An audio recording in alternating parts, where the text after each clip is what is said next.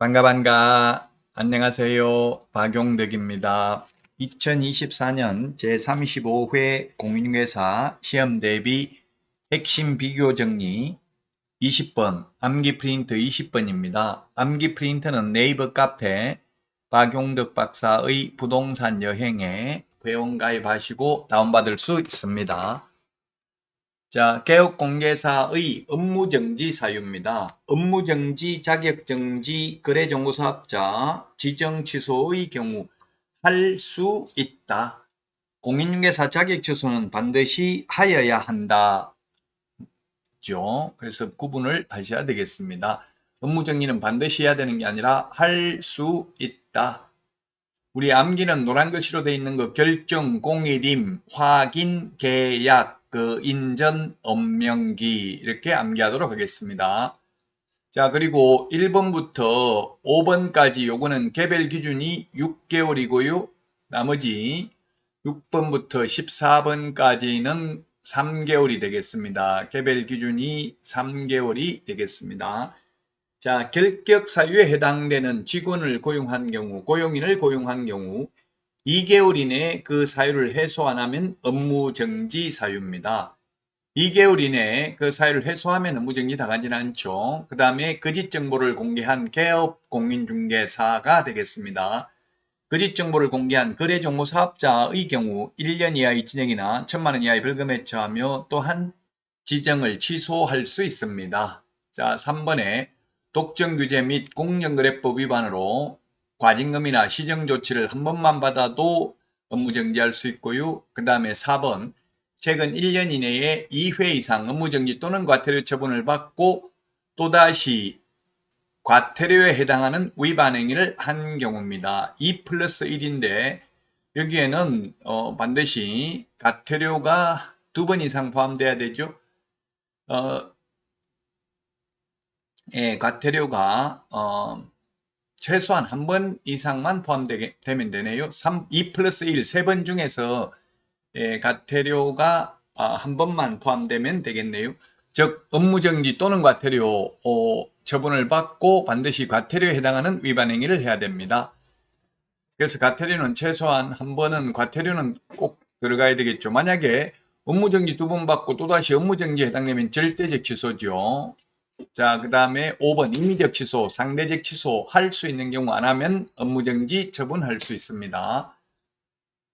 자, 그 다음에 확인 설명하지 않거나 근거 자료 제시하지 않는 경우에는 500만 원 이하의 과태료인데 6번이죠. 확인 설명서를 교부, 보존하지 않는 경우 업무정지할 수 있는데 개별 기준 3개월, 확인 설명서에 서명 및 날인하지 않는 경우에도 업무정지 6개월 범위 내에서 할 수 있는데 국토교통부령의 개별 기준은 3개월입니다.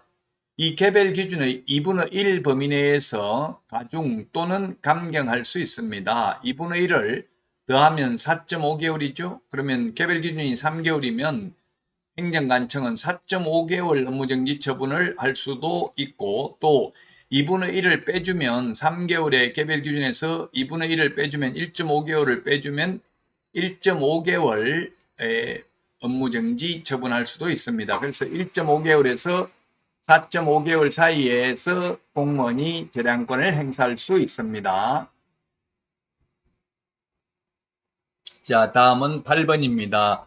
거래계약서 작성, 교부하지 않거나 5년간 보존하지 않는 경우, 계약서에 서명 날인하지 않는 경우, 그 다음에 10번에 거래 사실을 거래정보사업자에게 통보하여 정보망에서 삭제하지 않는 경우, 인장 등록 위반, 전속중개계약을 체결하면서 전속중개계약서를 사용하지 않거나 전속중개계약서 3년 보존하지 않는 경우 전부 업무정지입니다.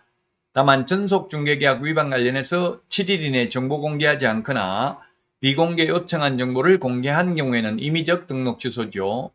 그 다음에 13번이 부칙개공, 옛날 복덕방 하던 중개인들 업무지역 범위를 위반한 경우, 즉 부칙개공이 뭡니까? 법 7638호 부칙 제6조 2항의 규정에 의해서 등록을 한 것으로 보는 자의 업무지역 범위는 관할 시도 안에 있는 것만 가능합니다. 이 업무지역 범위를 위반하면 업무정지 사유고요.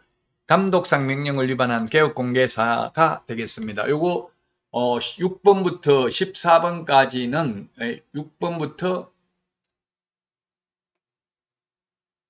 6번부터 14번까지는 개별 기준이 3개월이고요.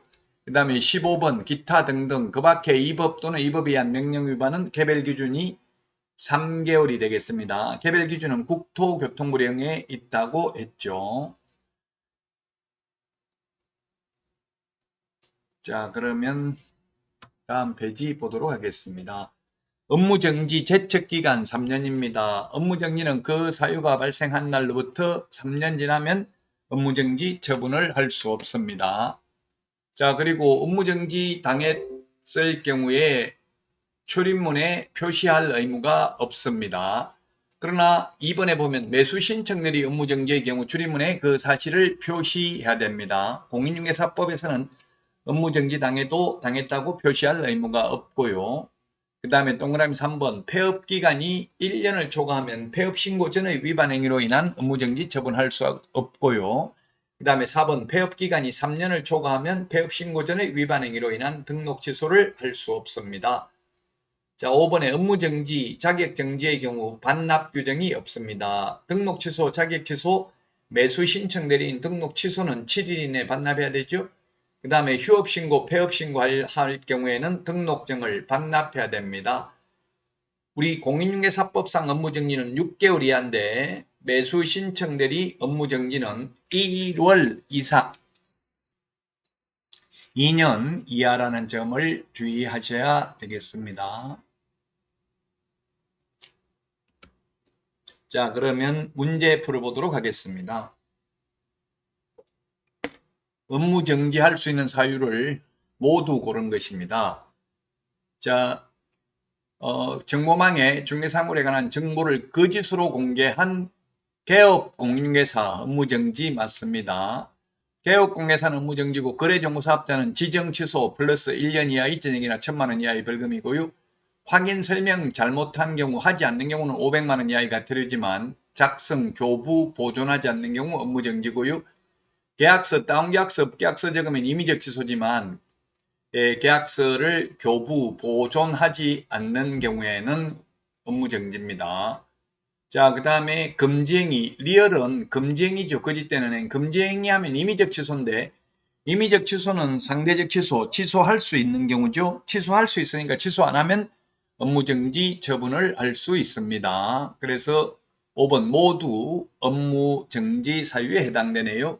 15개였죠. 결정, 공일임, 확인, 계약, 인전, 업명기 이렇게 암기하도록 하겠습니다. 자, 이번 시간 여기까지 하고요. 다음 시간에 찾아뵙겠습니다. 다음 시간에 만나요. 안녕.